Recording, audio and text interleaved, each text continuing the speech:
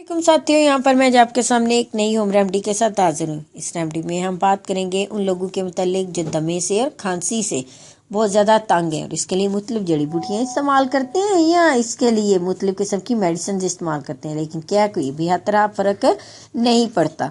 तो यहाँ पे मैं आपके लिए बड़ी आसान सी रेमेडी लेके आई और थोड़ी चेंज रेमेडी, यानी शायद आपने इससे पहले इसका इस्तेमाल ना सुना हो, तो ये आजमुदा रेमेडी है। तो आप इसको इस्तेमाल करें, आपकी दमा और खांसी जो है आप उसको भगाने में काफ़ी हद तक कामयाब हो जाएंगे।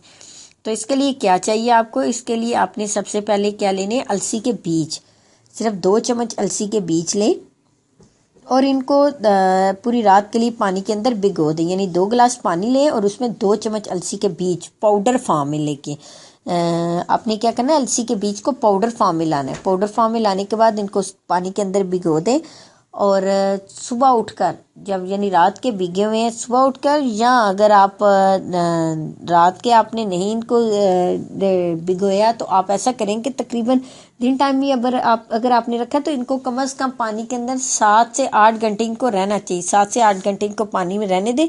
इसके बाद आप इस पानी को अपने पास सेव कर लें और 1 से 2 दिन आपने इसको इस्तेमाल करना है। आपने क्या करना है कि जिस वक्त आपको दमे की शिकायत हो, खांसी की शिकायत हो, तो आपने इस पानी को पीना है।